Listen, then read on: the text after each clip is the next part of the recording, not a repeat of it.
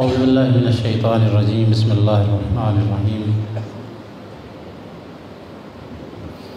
الحمدللہ رب العالمین والصلاة والسلام علی اشرف الانبیاء والمرسلین الرسول النبی الامی الہاشمی سیدنا و شفیعنا ابی القاسم المصطفیٰ محمد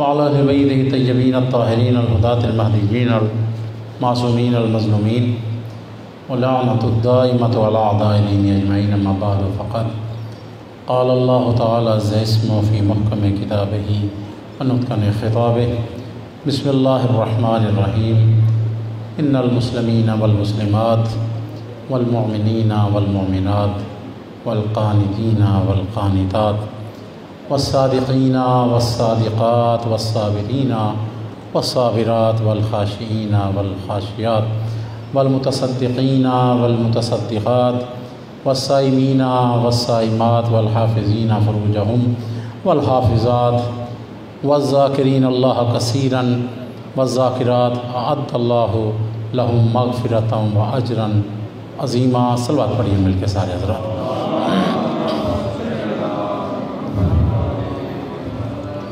آپ کے سامنے گزارش کر رہا تھا کہ اللہ نے ہماری ہدایت کے لیے ایک بڑی عظیم کتاب بھیجی ہے جسے قرآن حکیم کہا جاتا ہے، اور اس کے ساتھ ساتھ ہدایت کے لیے اللہ نے 14 معصوم ہستیوں کو بھی دنیا میں بھیجا ہے۔ جو کتاب بھیجی اس دنیا میں تو وہ کتاب بھی بڑی بے مثل و بے مثال ہے، اور اللہ کو اپنی اس کتاب کے ساتھ اتنی محبت ہے کہ ارشاد فرماتا ہے انا نحن نزلنا الذکر وانا لہ لحافظون، کہ ہم نے اس کتاب کو نازل کیا اور ہم ہی اس کی حفاظت کرنے والے ہیں۔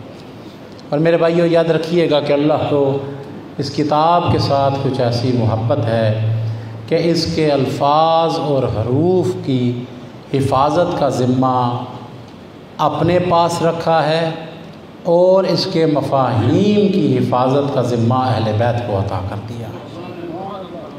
الفاظ اور حروف کی حفاظت خود کرتا ہے۔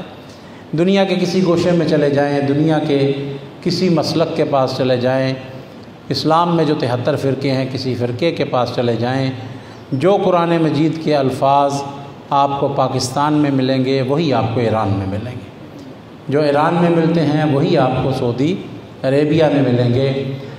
تو اس کے الفاظ اور حروف کی حفاظت کا ذمہ اللہ نے اپنے پاس رکھا ہے، اور اس کے مفاہیم کی حفاظت کے لیے اہل بیت کو ذمہ دار قرار دیا کہ آپ نے ان کی حفاظت کرنی ہے۔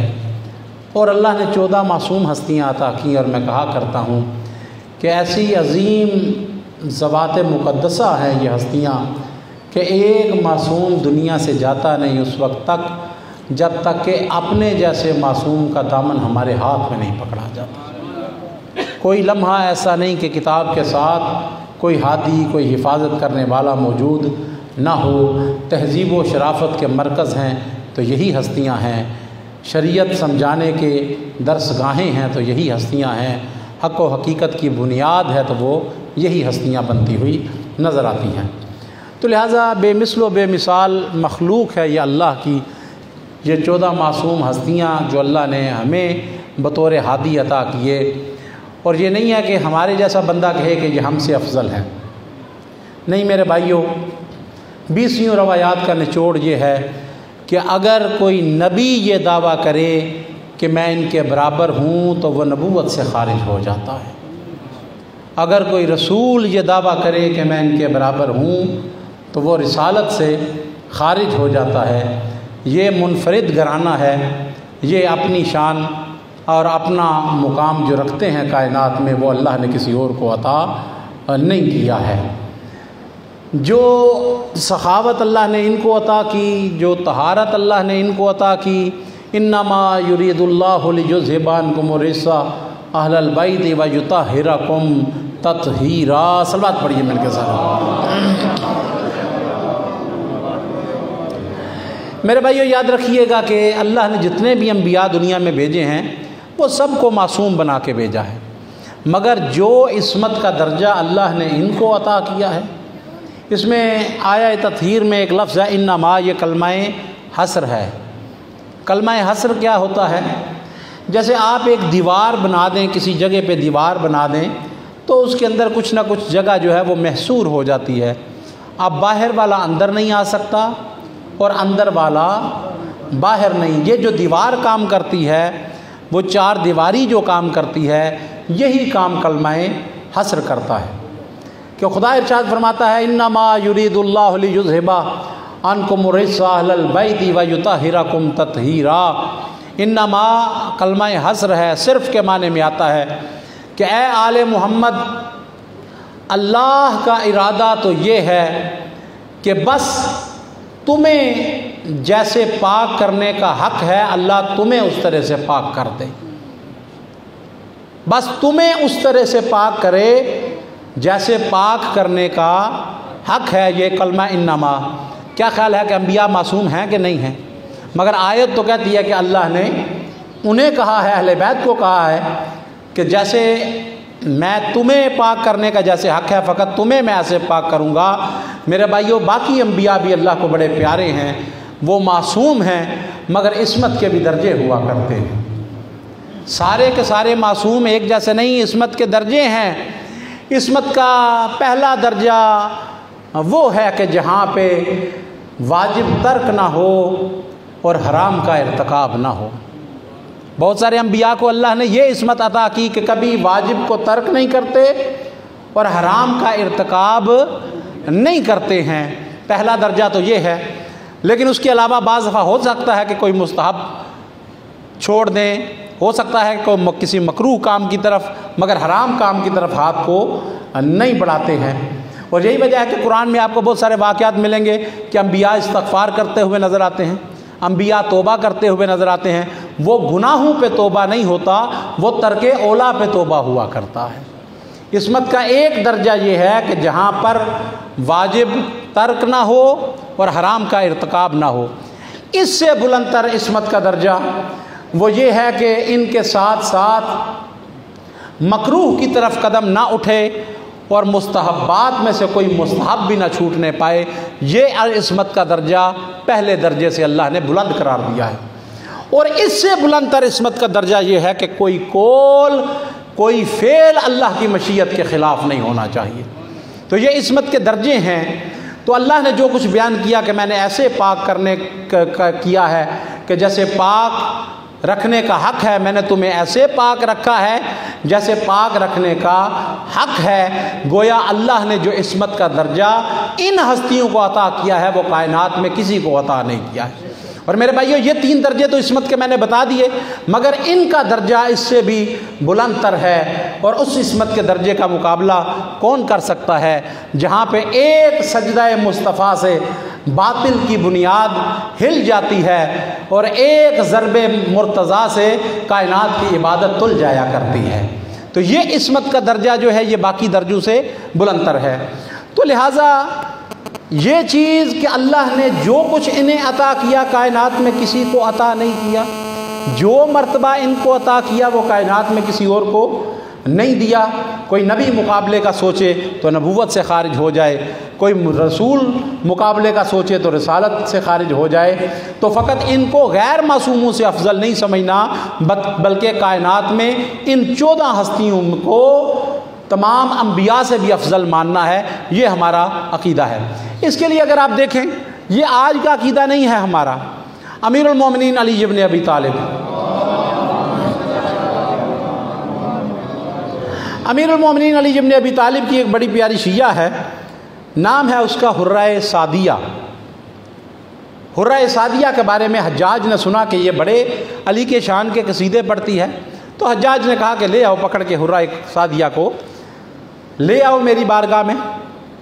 اب وہ پکڑ کے لے آئے، حرہ سعدیہ کو جب لے کر آئے ہیں تو دیکھتے ہی حجاج نے کہا کہ حرہ تو جانتی ہے کہ میں کون ہوں؟ میں حجاج ہوں، اور میں جتنا سفاک ہوں وہ ساری دنیا جانتی ہے۔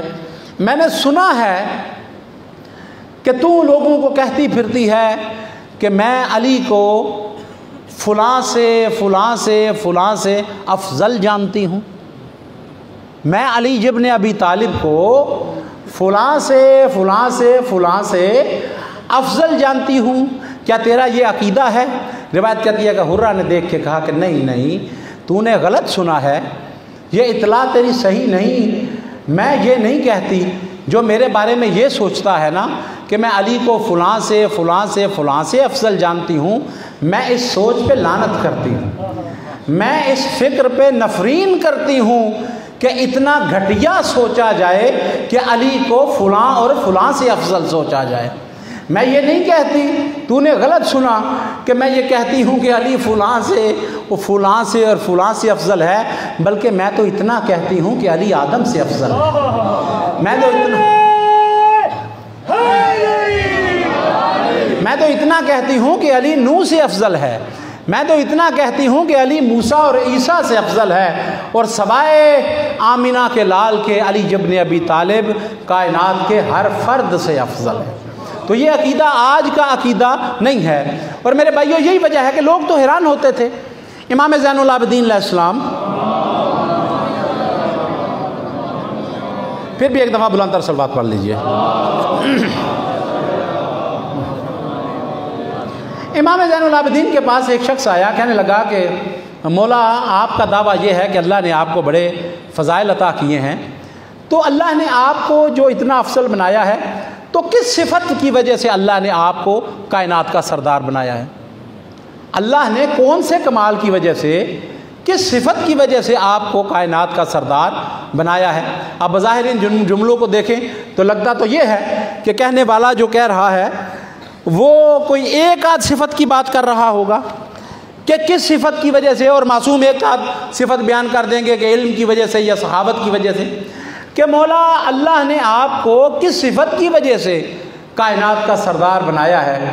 امام نے دیکھا اور دیکھ کے ارشاد فرمایا کہ ایک دفعہ پوری کائنات پہ نگاہ دوڑا، پھر اہل بیت پہ اپنی نگاہ کو ڈال، اور اس کے بعد مجھے بتا کہ کون سی فضیلت ہے جو اہل بیت میں موجود نہیں، اور کون سا ایسا شرف ہے جو اللہ نے اہل بیت کو عطا نہیں کر رکھا ہے۔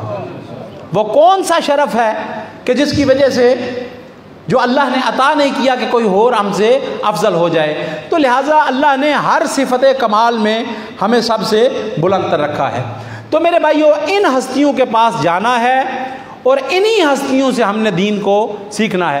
میں 2-3 دن سے کوشش کر رہا تھا کہ جو آیات دہرا رہا ہوں اس کے بارے میں تھوڑا سا تبصرہ کروں، لیکن وہ فضائل پڑھتے پڑھتے وقت جو ہے وہ پورا ہو جاتا تھا، تو وہ میں آگے نہیں بڑھ سکتا۔ آج میں چاہتا ہوں کہ میں کچھ باتیں کر دوں۔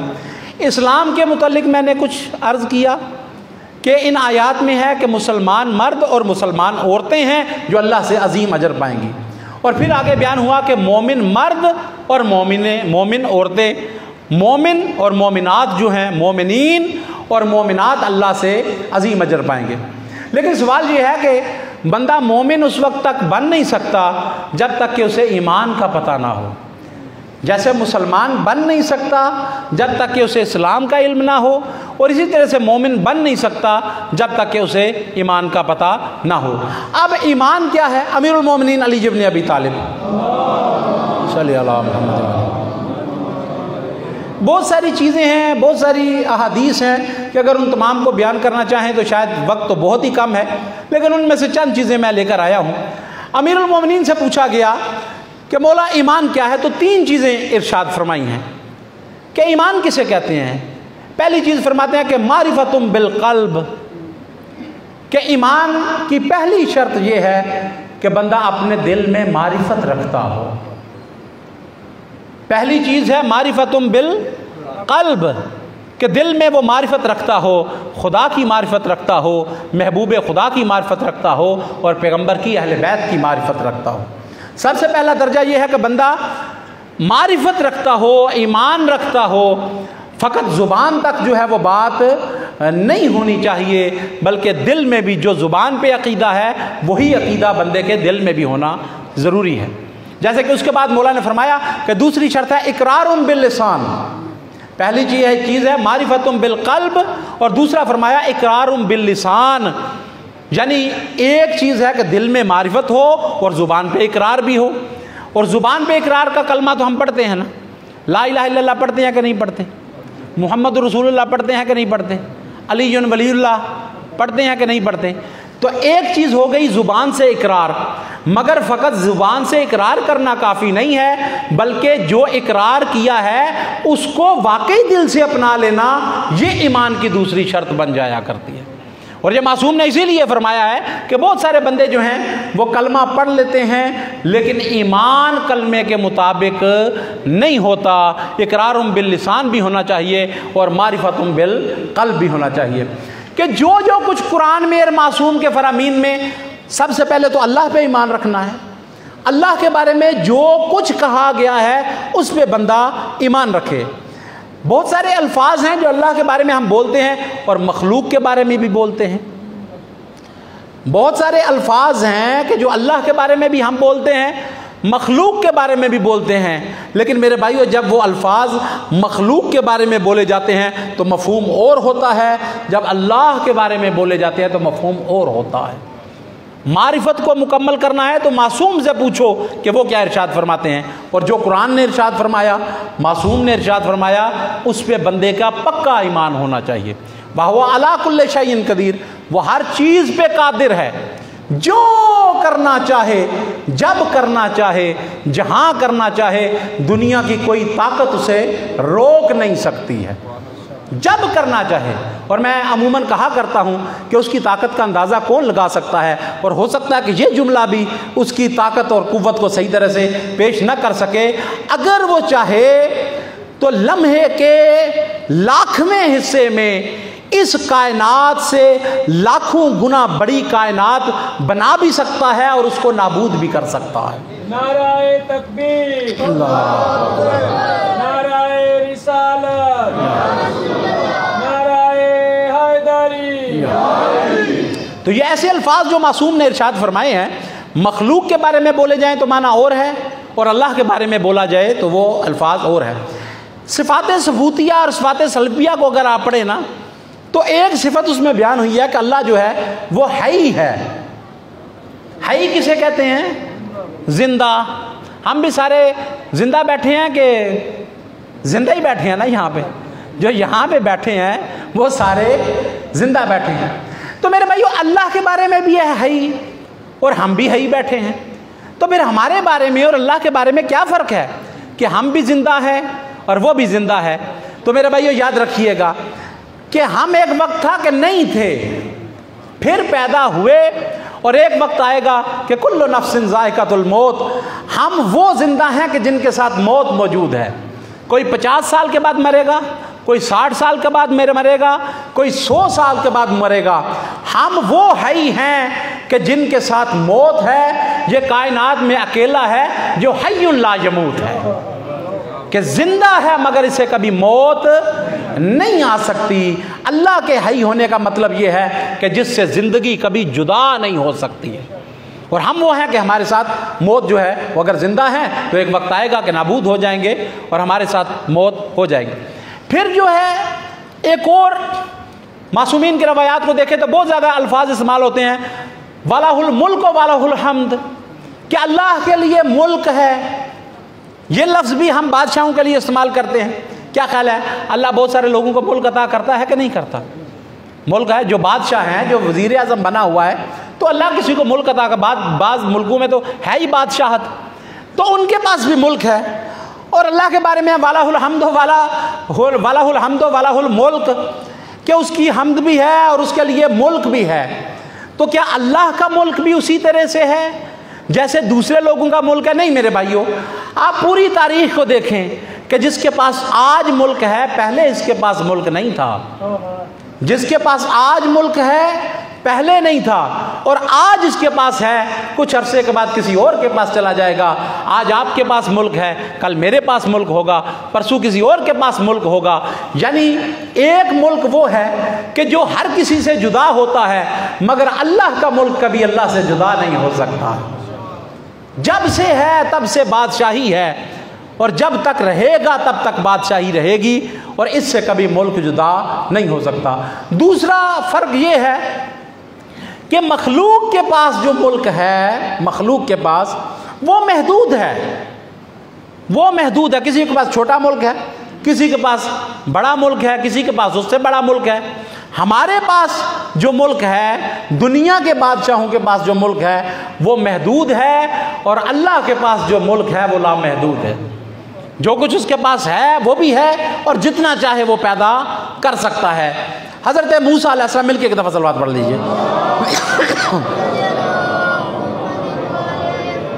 اللہ اپنے محبوب ہستیوں کو پھر مفاہیم سمجھاتا ہے، تو انہوں نے ایک دفعہ ارشاد فرمایا کہ میرے خدایا، میں چاہتا ہوں، میں تیرا نبی ہوں، مجھے تیری مخلوق کے ساتھ مجھے بڑی محبت ہے، میں چاہتا ہوں کہ تیری مخلوق کی دعوت کروں، جو تیری مخلوق ہے میں اس کی دعوت کروں اور ان کو کھانا کھلاؤں۔ تیری مخلوق راضی ہوگی تو بھی راضی ہو جائے گا۔ تو کتنی مخلوقات، جتنے لوگوں کو، جتنے جانداروں کو تو دعوت دے سکتا ہے دے لے، تو اس کے بعد میں ان کی دعوت کرتا ہوں۔ خدا نے کہا کہ ٹھیک ہے۔ کوئی 6 مہینے 8 مہینے سال کا وقت مقرر ہوا کہ سال کے بعد جو ہے فلاں تاریخ کو وہ دعوت ہوگی، اور مخلوق جو ہے آ کے حضرت کی دعوت کو کھائے گی۔ روایت کہتی ہے کہ حضرت 6 مہینے سال بڑی محنت کرتے رہے۔ ظاہر ہے کہ نبی تھے تو ان کے امتی بھی تھے، امتیوں نے بھی ان کی مدد کی۔ کافی بڑا انبار جو ہے وہ خوراک کا جو ہے وہ اکٹھا ہوا۔ تو حکم ہوا کہ اے موسیٰ، اس خوراک کو فلاں دریا کے کنارے پہ لے جا اور دریا کے کنارے پہ رکھ لے، اور اس کے بعد پھر میری مخلوق آئے گی اور وہ آ کے اس کھانے کو تناول کرے گی۔ حضرت نے، چونکہ ان کو یہ نہیں پتا تھا کہ پتہ نہیں 50,000 بندوں نے آنا ہے یا اللہ کی 1,00,000 مخلوق نے آنا ہے، پورا سال 6 ماہ محنت ہوتی رہی، ہزاروں لوگ جو ہیں وہ خوراک کو اکٹھے کرتے رہے، اور اس کے بعد وہ سارا کا سارا ذخیرہ جو ہے وہ دریا کے کنارے پہ رکھا گیا، اور دعا کے لیے حضرت موسیٰ نے ہاتھ اٹھائے کہ اے میرے اللہ، تو اپنی مخلوق کو بھیج، اپنے لشکر بھیج کہ وہ آ کے اس خوراک کو کھا لیں۔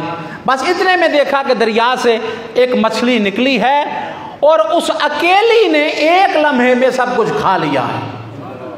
وہ اتنی بڑی مچھلی نکلی کہ اس اکیلی مچھلی نے 1 لمحے میں سب کو کھا لیا، اور پھر منہ اٹھا کے دیکھنے لگ پڑی۔ تو خدا کی طرف سے پیغام آیا، موسیٰ یہ مچھلی کہتی ہے کہ کچھ اور نہیں مل سکتا ہے، کچھ اور نہیں مل سکتا، ابھی تو یہ اکیلی آئی ہے، کچھ اور نہیں مل سکتا۔ دیکھ کے ارشاد فرمایا کہ خدایا، تو ہی کائنات کے رزق کو پورا کر سکتا ہے، تیرے سوا کوئی رزق پورا نہیں کر سکتا، تو ہی ہے۔ اللہ کو خالق و کل شیء، اللہ ہر چیز کا خالق بھی ہے۔ حل من خالق غیر اللہ یرزقکم من السماء والارض، ہے کوئی زمین و آسمان میں خالق کہ جو اللہ کے سوا رزق دے سکتا ہو؟ کوئی نہیں ہے سوائے خدا کے۔ تو حضرت موسیٰ نے دیکھا کہ ہاں واقعتاً میں تو ایک مچھلی کو نہیں کھلا سکا، ہزاروں افراد نے محنت کی اور ایک مچھلی کے شکم کو بھر نہیں سکے، تو یہ خدا تو پتہ نہیں کتنی مخلوقات ہیں کہ روزانہ جن کے شکم بھرتا ہے۔ اور پھر حضرت موسیٰ نے پوچھا کہ خدایا، یہ جو کائنات میں جو پیدا ہو رہا ہے، جو کائنات کے اندر روزانہ رزق پیدا ہوتا ہے، یہی تیرا رزق ہے، یہی تیرے خزانے ہیں؟ دیکھ کے ارشاد فرمایا کہ نہیں موسیٰ، میرے خزانے کاف اور نون میں چھپے ہوئے ہیں۔ انما امرہ اذا اراد شیئا ان یقول لہ کن فیکون، کہ جب وہ کسی چیز کو پیدا کرنے کا ارادہ کرتا ہے تو کن کہتا ہے، وہ چیز ہو جایا کرتی ہے۔ میرے خزانے کاف اور نون میں چھپے ہوئے ہیں۔ اور مولا علی نے ارشاد فرمایا کہ قسم بخدا، یہ کاف اور نون، یہ کن بھی مخلوق کو سمجھانے کے لیے خدا نے استعمال کیا ہے، کہ لوگ سمجھ لیں کہ جیسے کن کہنے میں دیر نہیں لگتی، ہونے میں دیر نہیں لگتی، وگرنہ کائنات کی ہر چیز ارادہ خدا بندی سے وجود میں آتی ہے، خدا کن کہنے کا محتاج بھی نہیں ہے۔ نعرہ تکبیر، یا رسول اللہ، تو لہٰذا پہلی چیز یہ ہے کہ اس خدا پہ بندہ ایمان رکھے، اس کی معرفت رکھے، وَهُوَ عَلَىٰ كُلِّ شَيْءٍ قَدِيرٌ، پتہ ہونا چاہیے کہ وہ سب کچھ کر سکتا ہے۔ اس کے بعد ابھی بھی معرفت مکمل نہیں ہوئی، بلکہ اللہ پہ معرفت، اللہ کی معرفت رکھنے کے ساتھ ساتھ اس پیغمبر کی معرفت بھی رکھنی ہے کہ جس کے سامنے علی سر جھکا کے کہتا ہے انا عبد من عبید محمد، میں محمد کے غلاموں میں سے ایک غلام ہوں۔ اس پیغمبر کی معرفت رکھنا بھی ضروری کہ اللہ کی مخلوق میں جس سے بڑھ کے امت کا مخلص کوئی نہیں ہے. جتنا وہ مخلص ہے امت کے ساتھ، کائنات میں کوئی اتنا بڑا مخلص نہیں. یا وہ مخلص نظر آتا ہے یا اس کی آل مخلص نظر آتی ہے. ایک صحابی آیا پیغمبر کی بارگاہ میں، کچھ دن نماز پڑھتا ہے. روایت کہتی ہے کہ چونکہ نماز پڑھتا تھا اور پیغمبر اپنے نمازی جو مسجد میں آتے تھے ان کے اوپر خصوصی توجہ دیتے تھے. کچھ دن پھر وہ مسجد میں نہیں آیا. پیغمبر نے پوچھا بھائی وہ نمازی فلاں آتا تھا، اب اس کو کیا ہوا؟ کسی نے کہا کہ وہ تو بڑا سخت بیمار ہے. پیغمبر نے فرمایا کہ ٹھیک ہے میں اس کی عیادت کے لیے جاتا ہوں. یاد رکھیے کہ پیغمبر سے بڑا مخلص کائنات میں کوئی نہیں. یہ وہ ہستیاں ہیں جو ہر لمحے ہماری ہدایت کے لیے کام کرتی ہیں، جو ہر لمحے ہماری آسانی کے لیے کام کرتی ہیں. پیغمبر گئے ہیں اس کا پتہ کرنے کے لیے، دیکھا کہ بستر پہ لیٹا ہے، نکاحت بڑی ہے. پیغمبر نے فرمایا کہ کیا ہوا؟ بیمار ہو گیا ہے، کوئی خوراک ایسی استعمال کر لی یا کوئی ایسا کچھ کام کر لیا کہ جس کی وجہ سے بیماری ہو گئی؟ کہنے لگا یا رسول اللہ نہیں، کوئی خوراک بھی ایسی استعمال نہیں کی. میں آپ کے پیچھے آ کے نماز پڑھتا تھا اور نماز میں آپ نے سورۃ القاریہ کی تلاوت کی ہے، وہ جس میں قیامت کا تذکرہ ہے، وہ جس میں قیامت کے حالات بیان ہوئے. اور آپ نے جب سورۃ القاریہ کی تلاوت کی ہے تو میں نے اس کو سنا ہے. تو میں نے جب سنا کہ وہ تو بڑا سخت دن ہے، بس مسجد سے باہر آیا ہوں، گھر میں آ کے میں نے اللہ سے دعا کی، اے میرے خدایا میں بڑا گنہگار بندہ ہوں، میں بڑا ہی گنہگار بندہ ہوں، لیکن تیری آخرت کے عذاب کو جھیل نہیں سکتا. اے خدایا اگر کوئی عذاب کرنا ہے تو دنیا میں عذاب کر لے، اگر کوئی تکلیف دینی ہے تو دنیا میں تکلیف دے دے، میں آخرت کے عذاب کو جھیل نہیں سکتا. بس یہ سننا تھا.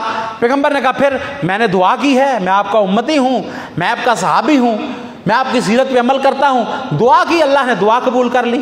پیغمبر نے دیکھ کے ارشاد فرمایا کہ نہیں، تو نے دعا کی ہے اور تو نے اپنی سوچ کے مطابق دعا کی ہے، تو نے مصطفیٰ کی فکر کے مطابق دعا نہیں کی ہے.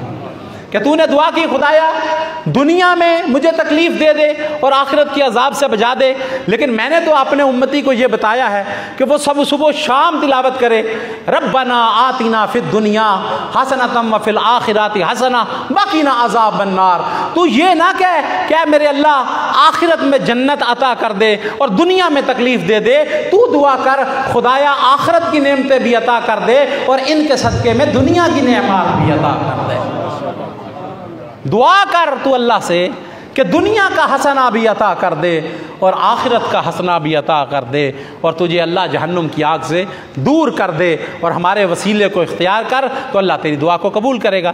اور پھر وہاں پہ پیغمبر خدا نے دعا فرمائی ہے اس کے لیے، اے میرے خدایا یہ میرا بڑا پیارا ساتھی ہے، یہ میرا بڑا پیارا صحابی ہے، اے خدایا دنیا کی نعمات بھی عطا کر دے اور آل محمد کے صدقے میں آخرت کی نعمات بھی عطا کر دے. روایت کرتی ہے پیغمبر خدا دعا کرنے کے بعد اپنے ہاتھوں کو پیغمبر نے نیچے کیا، ادھر ہاتھ نیچے ہو رہے تھے، ادھر اسے شفا نصیب ہو رہی تھی.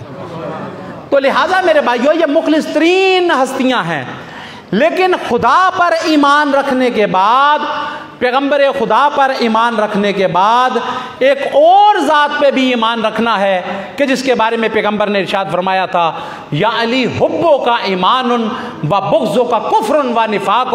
یا علی تیری محبت کو ایمان کہتے ہیں اور تیرے بغض کو کہیں پہ کفر کہتے ہیں اور کہیں پہ نفاق کہتے ہیں. اس علی سے بھی محبت رکھنی ہے، اس علی کی بھی معرفت رکھنی ہے، اس علی ابن ابی طالب کی معرفت بھی رکھنا ضروری کہ جس کے بارے میں پیغمبر نے ارشاد فرمایا تھا قسم با خدا دنیا والو یاد رکھو علی ابن ابی طالب کائنات کی کوئی معمولی ذات نہیں ہے. قسم با خدا اگر پوری کائنات کے ایمان کو اکٹھا کر کے ترازو کے ایک پلڑے میں رکھا جائے، کائنات کے تمام ایمانداروں کے ایمان کو اکٹھا کر کے ترازو کے ایک پلڑے میں رکھا جائے اور ترازو کے دوسرے پلڑے میں علی ابن ابی طالب کے ایمان کو رکھا جائے، تو یاد رکھو کہ کائنات کا ایمان ہلکا ہونے کی وجہ سے یہ پلڑا اٹھتا ہوا نظر آئے گا اور علی والے ایمان کا پلڑا جھکتا ہوا نظر آئے گا.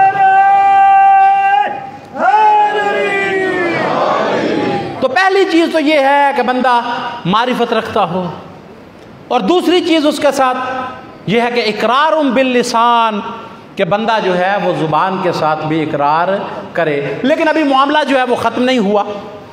2 چیزیں بیان ہوئی ہیں. تیسری چیز جو ہے میں سمجھتا ہوں کہ اس کی طرف سے تھوڑا سا ہمارا ہاتھ جو ہے نا وہ تھوڑا پیچھے ہے.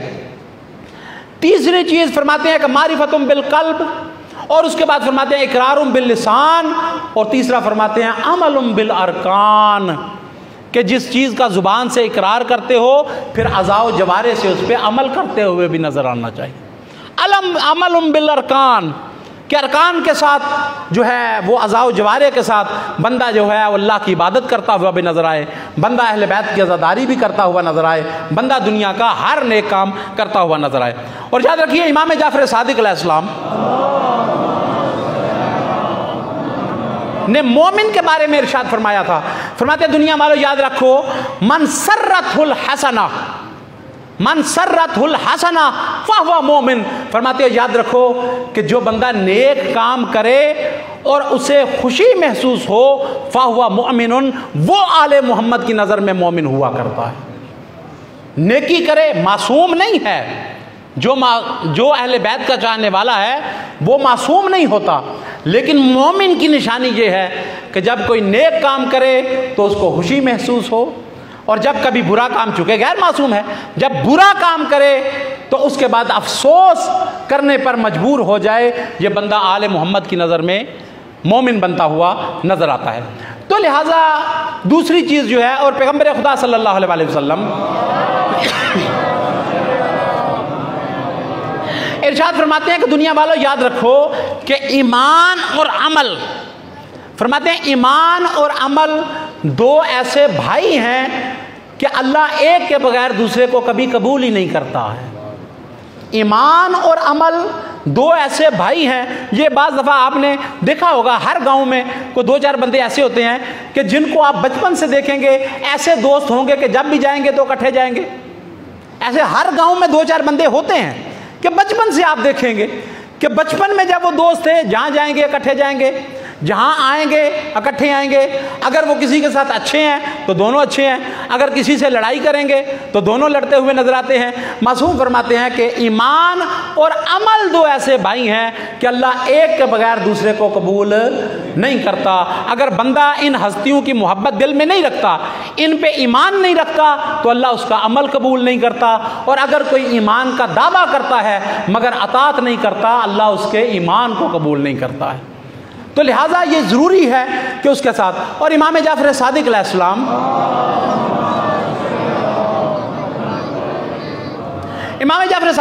فرماتے ہیں دنیا والوں یاد رکھو کہ ایمان کی 2 قسمیں ہیں. فرماتے ہیں ایمان کی 2 قسمیں ہیں. ایک ہے ایمان مستقر اور ایک ہے ایمان غیر مستقر. مستقر اور غیر مستقر. ایمان مستقر جو ٹھہرا ہوا ایمان ہے، جو رک جاتا ہے، اور ایمان غیر مستقر جو چلا جایا کرتا ہے. یعنی ایسا ایمان کہ جو ایک وقت میں ایمان ہے پھر اس کے بعد وہ ایمان رخصت ہو جاتا ہے. پوچھنے والے نے پوچھا کہ مولا بتائیں تو صحیح، یہ جو چلا جاتا ہے اس کا تو ہمیں فائدہ کوئی نہیں، کہ ہے اور اس کے بعد چلا گیا. تو ایمان مستقر اور غیر مستقر کا فرق بتائیں. فرماتے ہیں کہ ایمان غیر مستقر وہ ہے کہ جس میں فقط ایمان ہوتا ہے، ساتھ عمل نہیں ہوتا ہے. تھوڑی دیر وہ ایمان رکتا ہے کہ شاید میرے دوسرے بھائی کو بلا لے، شاید یہ عمل کو جو ہے عمل کے لیے کچھ تکلیف کر لے، شاید یہ اپنے امام کی بات مان کے نماز کے لیے کھڑا ہو جائے، شاید پیغمبر کی زحمات کو دیکھ کے یہ روزہ رکھنے کے لیے تیار ہو جائے. فرماتے ہیں یہ ایمان غیر مستقر، جب عمل نہیں ہوتا تو یہ کچھ دیر انتظار کرتا ہے. اور ایمان مستقر وہ ہے کہ جہاں پر عمل بھی موجود ہوتا ہے اور ایمان بھی موجود ہوتا ہے. یہ پکا ایمان ہے، وہ ہے کچا ایمان، اور یہ ہے پکا ایمان. یہ شہادت گہے الفت میں قدم رکھنا لوگ آسان سمجھتے ہیں مسلمان ہونا.